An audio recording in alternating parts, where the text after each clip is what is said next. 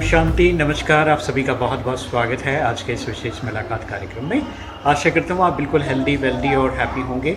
आइए, आपकी खुशी को बढ़ाने के लिए आज हमारे साथ विशेष मेहमान अमर सिंह जी हैं। अमर सिंह जी यहाँ पर पालन कॉलोनी में विशेष ब्रह्म कुमारी आश्रम में अपनी सेवा दे रहे हैं और एक्स आर्मी पर्सन हैं। तो आइए, आप सभी की तरफ से अमर सिंह जी का बहुत बहुत स्वागत है। कैसे हैं अमर सिंह?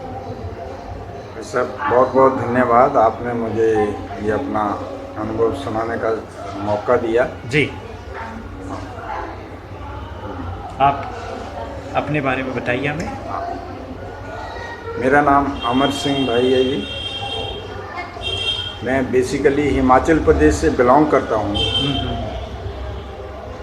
और हमने अपनी स्कूल की पढ़ाई पूरी करने के बाद ऐसे ही हम लोग उन दिनों इमरजेंसी लगी हुई थी, सन 65 की बात है। अच्छा। जब भारत इंडो पाकिस्तान वार चल रहा था तो उन दिनों भर्ती का भी जोर था। तो हमारे डिस्ट्रिक्ट हेडक्वार्टर में भर्ती का कैंप लगा हुआ था। तो हम ऐसे ही वहाँ घूमने के लिए चले गए, देखने के लिए कि हम आर्मी के लिए फिट हैं या नहीं। तो वहाँ उन्होंने हमको जाते चेकअप करके हमारा वो देखकर सब हम लोग फिट थे, इसलिए उन्होंने हमको भर्ती करके वहीं से ही हमें ट्रेनिंग सेंटर में भेज दिया। उन्होंने हमको वापस घर में भी नहीं आने दिया। अच्छा। तो घर वालों को भी बड़ी चिंता हुई, पर बाद में फिर उनको हमने पत्र द्वारा जब इन्फॉर्म किया कि हम कुशल हैं, यहाँ ठीक ठाक है इसमें, तो उस तरह से मैं आर्मी मेडिकल कोर में भर्ती हुआ। वहाँ पहले हमें नर्सिंग ट्रेड में भर्ती हुई हमारी। उसमें नर्सिंग में सेवा करने के बाद फिर हमारी सिलेक्शन लैब टेक्नीशियन के लिए हो गई। तो मैंने फिर लैब टेक्नीशियन की सेवाएं करते करते 20 साल मैंने आर्मी सर्विस करने के बाद आर्मी से मैंने वॉलंटियर रिटायरमेंट ले लिया। अच्छा अच्छा अच्छा। जी जी। आर्मी में वॉलंटियर रिटायरमेंट लेने के बाद क्या आप फिर क्या करना चाहते थे इसके बाद? एक्चुअली आर्मी सर्विस के दौरान ही मुझे एक हमारे डॉक्टर लेखराम शर्मा जी थे, जी जी, जिनके साथ मुझे रहने का सौभाग्य मिला और जो इस ब्रह्मा कुमारी ईश्वरीय विश्वविद्यालय से जुड़े हुए थे। तो वो मुझे ये ज्ञान अयोध्या में प्राप्त हुआ। मेरी पोस्टिंग उन दिनों अयोध्या में थी। अच्छा अच्छा। और और वहाँ मिलिट्री हॉस्पिटल में थे हम दोनों ही। वो भ्राता जी जो भी उनके पास जाते थे उनको ज्ञान की बातें सुनाते थे। अच्छा अच्छा। तो मुझे भी संयोग, मैं भी जब भी खाली टाइम होता था हम उनके पास जाकर बैठते थे। हाँ। क्योंकि उनकी पर्सनैलिटी बहुत ही लुभावनी थी, बड़ी आध्यात्मिकता थी उनके जीवन में, रूहानियत थी। तो हम उनसे बहुत प्रभावित थे। तो जब भी समय मिलता था तो हम उनके पास बैठते जी। तो उन्होंने मुझे एक बार ऐसे ही प्रश्न किया। उन्होंने कहा, अमर सिंह भाई, हम लोग मेडिकल लाइन में हैं, हमने शरीर की एनाटॉमी फिजियोलॉजी तो पढ़ी है कि आप आत्मा की एनाटॉमी जानते हो? तो मुझे उनका ये प्रश्न बहुत ही विचित्र लगा। अच्छा। और तो मैंने कहा कि शास्त्रों में भी आत्मा का वर्णन तो आता है, पर डिटेल में कहीं नहीं बताया गया है कि आत्मा क्या चीज़ है, आत्मा शरीर में कहाँ रहती है, ऐसा तो कहीं नहीं बताया गया। तो उन्होंने कहा कि आप समय निकाल कर हमारे पास आइए तो मैं इसके विषय में आपको डिटेल में बताऊंगा। तो मुझे और जिज्ञासा हुई, क्योंकि मैं बचपन से भक्ति करता था। बिल्कुल। और भगवान के प्रति मेरे मन में बहुत भावना थी। मैं श्री कृष्ण का भक्त था। श्री कृष्ण जी की भक्ति करता था, दुर्गा की भी भक्ति करता था। मेरे नाना जी आर्य समाज जी थे, तो वो कहते थे ओम का जाप करो, तो मैं ओम का भी करता था। इस तरह कई भगवान हो गए थे। तो मेरे मन में ये प्रश्न उठता था कि आखिर भगवान एक है तो किसको माने किसको ना माने। तो उनके पास हम गए तो उन्होंने एक तो मुझे आत्मा का जो ज्ञान बताया वो मुझे बहुत ही साइंटिफिक लगा, तर्क संगत लगा कि आत्मा क्या चीज़ है, कैसे इस शरीर और आत्मा का संबंध है, आत्मा शरीर में कहाँ रहती है, कैसे आत्मा इस शरीर का संचालन करती है। और उस प्रदर्शनी अंक में समझाते जब उन्होंने सर्वात्माओं के पिता के चित्र पर मुझे समझाया जी, मुझे मेरी एक बहुत बड़ी शंका दूर हो गई, जिसमें बताया कि भगवान एक है तो शिव ही परमात्मा है। क्योंकि ये सर्वधर्म वालों की कॉमन मान्यता है कि परमात्मा निराकार है, ज्योति स्वरूप है, वो कोई देहधारी नहीं है।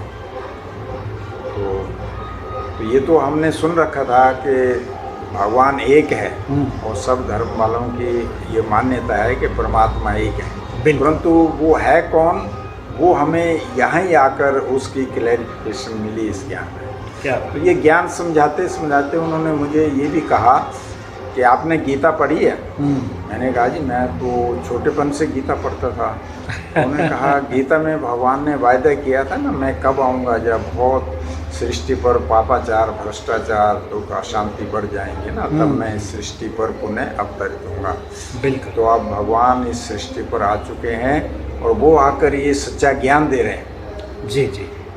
तो इस ज्ञान में इतना लॉजिक था कि मुझे उसी क्षण पहले दिन ये निश्चय हो गया है कि भगवान धरती पर आ चुके हैं, क्योंकि ऐसा ज्ञान परमात्मा के सिवाय कोई और नहीं दे सकता।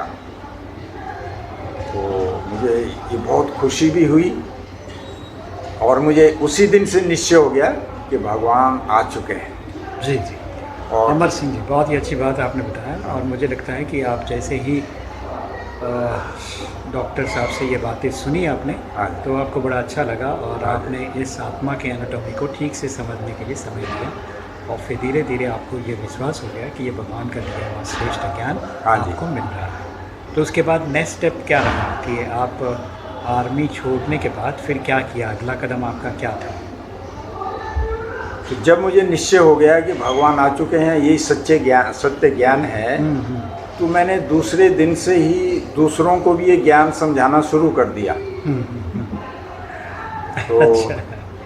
तो इसमें कई लोग तो मानते भी थे, कई विरोध भी करते थे और साथ साथ मैं अपने सभी परिवारजन और जो भी हमारे संबंधी थे जी, उन सबको भी पत्रों द्वारा मैं ये मैसेज देने लगा कि भगवान आ चुके हैं, आप लोग भी ये सच्चा ज्ञान सुनो। और ये तो मैंने तो ये सोचा कि जैसे मुझे निश्चय हो गया, इन लोगों को भी इतनी जल्दी निश्चय हो जाएगा, परंतु वहाँ तो उल्टा हो गया। लोगों को निश्चय के बजाय और ये रिएक्शन हो गई। अच्छा। और वो मेरा विरोध करने लगे। तो मुझे इसका काफ़ी विरोध भी सामना करना पड़ा। बिल्कुल। इस मार्ग में, परंतु क्योंकि मेरा निश्चय पक्का था तो इसीलिए और आप परमात्मा पिता की मुझे मदद मिलती रही, तो उन सब के विरोध का सामना करते हुए भी मैं इस मार्ग में आगे बढ़ता रहा। क्योंकि मुझे एक तो सेवा का भी बल मिला और धारणाओं का बल था और परमपिता परमात्मा का निश्चय था मुझे कि ये सच्चा ज्ञान है, और समय का निश्चय था कि अब अंत का समय चल रहा है और अब इसी में कल्याण है, इसी में जुड़ने में ही कल्याण है। ये कलयुग की अंतिम घड़ियाँ चल रही हैं। इन लोगों को अज्ञानता बस ये बात समझ नहीं आ रही है, तो इसका मतलब ये नहीं कि मैं इस जानते हुए इस रास्ते को छोड़, मुझे तो इस रास्ते पर चलना है। जी, अमर सिंह जी, बहुत ही अच्छी बात आपने बताया कि कैसे आपको जो है इस ज्ञान के बाद आगे चलते हुए आपने समझा कि मुझे जो सुख मिला है वो औरों को मिले। इसके लिए आपने परिवारजनों को पत्र लिखकर बताना शुरू कर दिया। लेकिन वहाँ पर कई बार होता है कि बहुत लोगों को ये ज्ञान जो है पसंद नहीं आता या समझ नहीं आता, तो वो विरोध के कारण विरोध करते हैं। तो फिर आप जैसे लोगों के लिए थोड़ी सी मुश्किलें आती हैं, लेकिन फिर भी जो आप जैसे लोग हैं विश्वास करते हैं भगवान पे और एक बल एक भरोसा पे आगे बढ़ते हैं, तो विरोध भी उनका आपके ऊपर उसको कोई असर नहीं पड़ता और आप धीरे धीरे अपना जो है परमात्मा के साथ आप जुड़ जाते हैं और आगे बढ़ते रहते हैं। हाँ जी। तो चलिए, मैं चाहूँगा कि जैसे कि हम लोग सभी लोग चाहते हैं कि इस मार्ग में आना, लेकिन कई बार नहीं आते हैं, जो एग्ज़ाम्पल आपने सुनाया है। लेकिन फिर भी हमें अपना काम करते रहना चाहिए। ऐसा नहीं कि ये लोग नहीं आ रहे तो फिर हम किसी को भी न सुनाएं, लेकिन आप धीरे-धीरे सभी को बताते जाएँ, जो भी आपके स्नेह में संपर्क में आते हैं, ताकि किसी न किसी व्यक्ति को जो है ये पसंद आएगा और वो भी अपना भाग्य बनाएगा। तो चलिए अमर सिंह जी, मैं चाहूँगा कि जाते-जाते एक छोटा-सा मैसेज संसार को आप क्या देना चाहते हैं? जनता आपको सुन रही है रेडियो मधुबन के माध्यम से।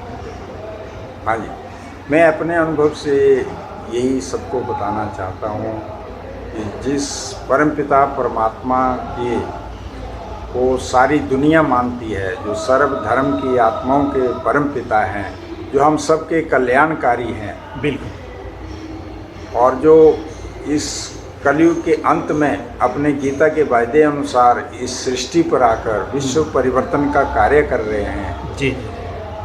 आइए हम सभी उस परमपिता परमात्मा की इन बताई हुई शिक्षाओं को जीवन में धारण करते हुए अपने जीवन को भी श्रेष्ठ बनाएं और इस सत्य ज्ञान को अन्य आत्माओं तक पहुंचाएं, जो उस परमपिता परमात्मा का हम आत्माओं को आदेश भी है और उनका ये शुभ संकल्प है कि मेरे कोई भी बच्चा मेरी इस सत्य ज्ञान से, मेरे इस संदेश से वंचित न रह जाए। बिल्कुल। तो इस कार्य में हम अपने जीवन को सफल करते रहें और अपने सभी साधनों को भी इसी सेवा में सफल करते हुए अपना ऊंचा भाग्य बनाएं आने वाले समय में। जी, जी, जी। अमर सिंह जी, बहुत ही प्यारा सा संदेश आपने दिया। जो सुख आपको मिला इस ईश्वरीय ज्ञान से, वही ईश्वरीय ज्ञान सभी को मिले, ऐसी आपकी शुभकामना है। और आप चाहते हैं कि वो लोग भी नज़दीकी ब्रह्म कुमारी से जुड़कर अपना जीवन को जो है ज्ञान स्वरूप से सजाएं, ज्ञान से जो है अपने जीवन को सुंदर बनाएं। ये आपने कहा मैसेज में, बहुत ही अच्छा लगा आपकी बातें सुनकर अमर सिंह जी। और मैं चाहूँगा कि जैसे आर्मी में रहते हुए, मेडिकल फील्ड में होते हुए आपने आध्यात्मिक ज्ञान को ठीक से समझा और उसे अपने लाइफ में अप्लाई किया, और आज आप कितना, आपका एज क्या है अभी? 75 में भी आप हेल्दी वेल्दी और हैप्पी हैं, और साथ ही साथ ब्रह्म कुमारी के जो लाइफस्टाइल है उसे फॉलो करते हैं। और निश्चित तौर पे कई बार हम लोग सोचते हैं कि हम बूढ़े होने के बाद करेंगे, ऐसा नहीं है। आध्यात्मिकता तो आप जब आपको ज्ञान मिले तब से, ऐसा कहा जाता है जब जागा तब सवेरा, तो जब आपको ज्ञान मिलता है तभी से आप इसकी शुरुआत कर दीजिए। ऐसा नहीं कि आप बुढ़ापे में आप चल भी नहीं सकेंगे या फिर आप जा भी नहीं सकेंगे, उस समय आपका दिल हो आध्यात्मिक ज्ञान सुनने का, तो कहाँ जाके आप सुनेंगे, है ना? तो आपका शरीर भी तो साथ देना चाहिए इस ज्ञान को समझने सुनने के लिए, और उसको प्रैक्टिकल लाइफ में अपनाने के लिए आपके पास समय भी हो, है ना? बुढ़ापे में तो वो समय भी नहीं रहता, आपका शरीर नहीं साथ देता, आपको कई बीमारियां हो जाती हैं, तो ऐसे में बड़ा मुश्किल होता है आध्यात्मिकता या कुछ नया करने में। इसीलिए समय रहते ही आप, जब आपको ज्ञान मिलता है उसी समय आप इसे उठाएं, उसकी प्रैक्टिस करें और उसके साथ ही आप जीवन जी, क्योंकि आध्यात्मिकता कोई ऐसा नहीं कि भाई आपका सब काम होने के बाद इसको करना है। ये तो आपके लाइफ में जैसे खाना खाते हैं, स्नान करते हैं, दोस्तों के साथ बात करते हैं, काम करते हैं, उसके लिए हम टाइम देते ही हैं ना, रोज़ का टाइम देते हैं। ऐसे नहीं कि आज काम पे नहीं जाएगा, रोज़ जाते हैं। तो वैसे ही जिस तरह से हम लोग खाना खाते हैं, रोज़ खाना खाते हैं, एक दिन खाना नहीं छोड़ते, तो उसका मतलब है कि जिस तरह से वो लाइफस्टाइल हमारा बन गया, खाना खाना, काम करना, वैसे ही आध्यात्मिकता भी हमारी लाइफस्टाइल में आ जाए और इसके जो विधि विधान है उसे अपने जीवन में अपना के आप कार्य भी करें और अपने दूसरे लोगों के साथ मिलकर काम करें, समाज की सेवा भी करें और आध्यात्मिकता को अपनाएं। तो इससे बहुत बड़ा चेंज आप संसार में ला सकते हैं, क्योंकि आपका परिवर्तन से ही विश्व परिवर्तन होगा। तो निश्चित तौर पे मेरी बात आपको समझ में आ गया होगा।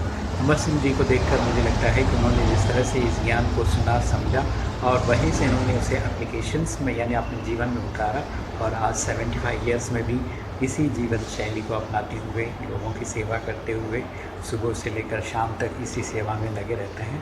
और मैंने देखा कि बड़ा अटेंशन रहता है खुद के ऊपर भी उनका, और जो भी वहाँ पर आश्रम में आते हैं उनके साथ बड़े प्यार से मिलते हैं और देखते हैं कि उन्हें क्या चाहिए, उनकी जिज्ञासा को समझते हैं, नए हैं तो उन्हें ज्ञान के बारे में बताते हैं। तो ये बहुत ही इम्पोर्टेंट रोल प्ले कर रहे हैं।